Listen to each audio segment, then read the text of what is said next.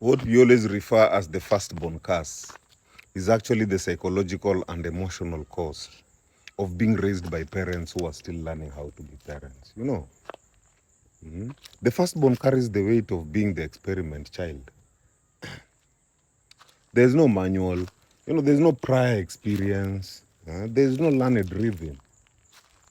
The parents are just winging it. And you'll be lucky if they wing it with love. But now woe unto you if they wing it with ignorance, with fear, with projection, and worst of all, immaturity. Parenthood requires more than just providing food and shelter. It demands emotional maturity, knowing how to regulate yourself so that you don't dump your pain on your child. It demands psychological awareness, understanding that children need nurturing, not just survival. It demands a capacity to model stability. Not just telling people what love is, not just telling your children what love is, showing them what healthy love is, and showing them what discipline is, showing them what identity looks like. Most first-time parents lack this because they are still unfinished adults themselves. They may be financially unstable, they may be emotionally wounded, or even still discovering who they are. And so, they unconsciously use the firstborn as a testing ground for trial and error parenting.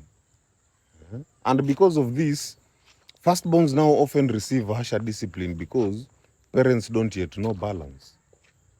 Firstborns are expected to mature faster because they need to become the third parent to younger siblings. Firstborns are held to higher expectations because parents project their own unfulfilled dreams onto them. They experience less grace since parents interpret mistakes as threats to their authority. They grow up in homes where parents are still fighting their own battles, be it financially, relationally, or even emotionally. So, this is not a curse. It is the byproduct of being raised by parents still learning how to carry the responsibility they chose too soon.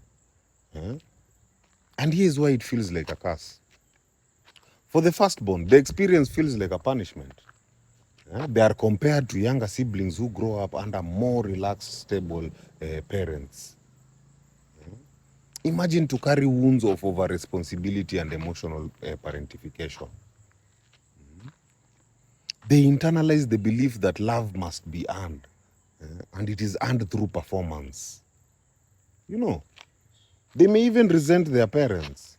They may resent their siblings, and worst of all, they may resent themselves because they are feeling like life dealt them an unfair hand. But what is often described as a curse is actually the fallout of immaturity and lack of preparation. But once we remove this victimhood lens, we can see clearly. We can see clearly the firstborn was not cursed. They were burdened.